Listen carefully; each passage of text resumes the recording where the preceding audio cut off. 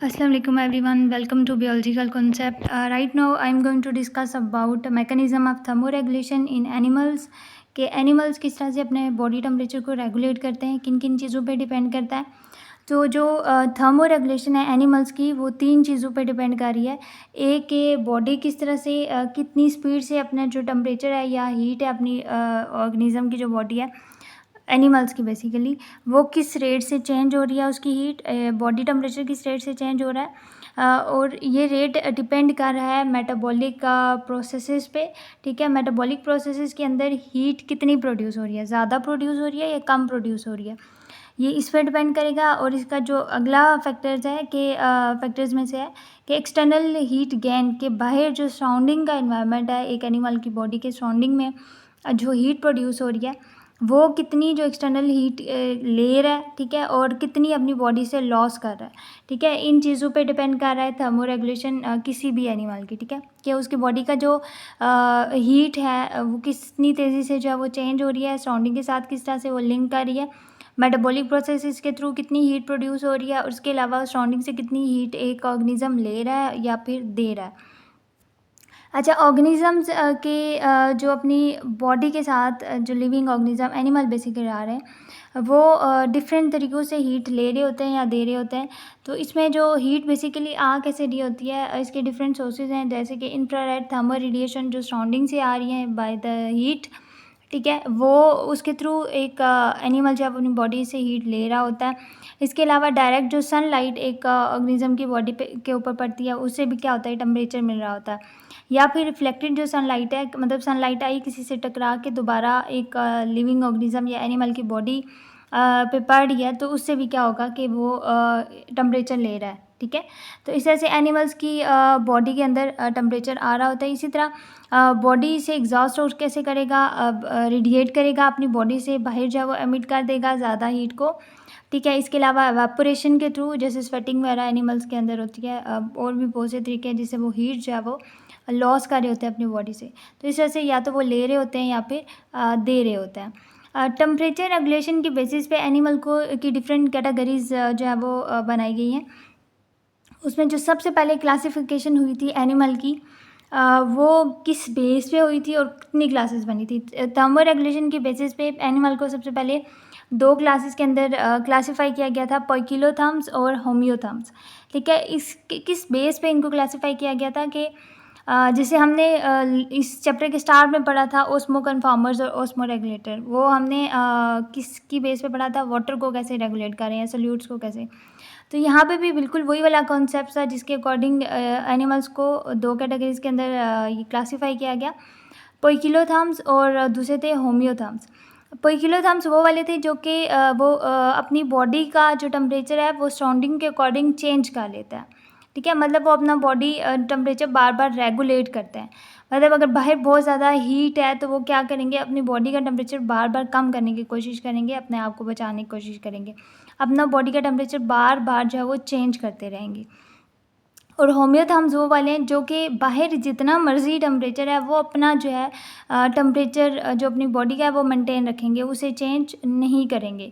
मतलब वो फिक्स है, वो फिक्स रखेंगे, लेकिन जो पोइकिलोथर्म्स है वो अपनी बॉडी का टेम्परेचर बार बार रेगुलेट करेंगे। तो इस तरह से इनको 2 कैटेगरीज के अंदर क्लासीफाई किया गया था, जो कि एक्सेप्टेबल नहीं थी, बाद में चेंज हो गई थी।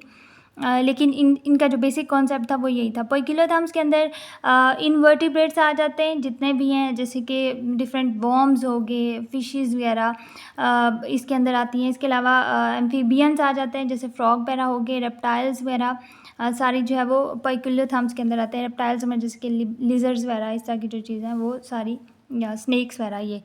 इसके अलावा जो होम्योथर्म्स हैं इसमें कौन कौन से थे, बर्ड्स और मैमल। मैमल्स में ह्यूमन आ जाते हैं, बर्ड्स में आप कोई भी बर्ड ले लो।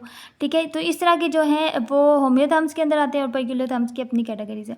इसके अलावा इसमें ये रिजेक्ट क्यों हुई थी, इसकी रिजेक्शन की वजह क्या है, तो इसमें डिफरेंट जो है वो रीजंस आ जाती थी। जैसे कि हमने कहा कि फिशेस जो है वो पोइकिलोथर्म्स के अंदर डाली गई थी, जो अपनी बॉडी का टेम्परेचर बार बार चेंज करते रहता है विद चेंज इन सराउंडिंग।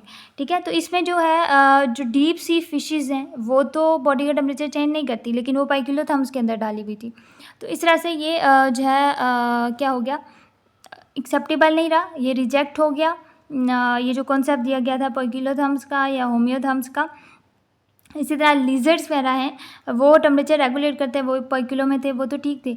इसके अलावा जो हमने कहा कि बर्ड्स और मैमल होम्योथर्म्स में, ठीक है। तो लेकिन यहाँ पे बर्ड्स और जो मैमल्स हैं वो कुछ ऐसे बर्ड्स और मैमल्स भी हैं जो कि अपनी बॉडी का टेम्परेचर बार बार रेगुलेट करते रहते हैं। होम्योथर्म्स में तो हमने कहा था कि कांस्टेंट रहता है, चेंज ही नहीं होता, लेकिन बर्ड्स और मैमल कुछ ऐसे हैं जो कि चेंज करते हैं। तो इस तरह से ये कुछ ऐसी रीज़न्स आई, कुछ इसके ऐसे रिजेक्शंस आई जिसकी वजह से ये जो क्लासिफिकेशन थी पोइकिलोथर्म्स की और होम्योथर्म्स की, ये एक्सेप्टेबल नहीं थी और इसको रिजेक्ट किया गया। और इसके बाद एक और जो है वो क्लासिफिकेशन स्कीम आई जिसकी बेसिस पे ऑर्गेनिजम्स को थर्मो रेगुलेशन की बेस पे 3 जो है वो कैटेगरीज़ के अंदर क्लासिफाई किया गया।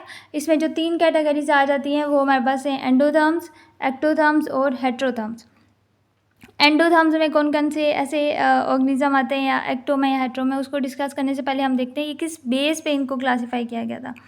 तो इनकी जो क्लासिफिकेशन की बेसिस थी, जैसे पिछले हमने कहा कि वो बॉडी टेम्परेचर चेंज करते हैं या नहीं करते, उसकी बेस पे था। इसमें जो इसकी बेसिस रखी गई थी वो मेटाबॉलिज्म की बेस पे किया गया था कि कौन से ऑर्गेनिज्म हीट प्रोड्यूस करते हैं ड्यूरिंग मेटाबॉलिज्म, कौन से नहीं करते और कौन से बहुत कम करते हैं, ठीक है।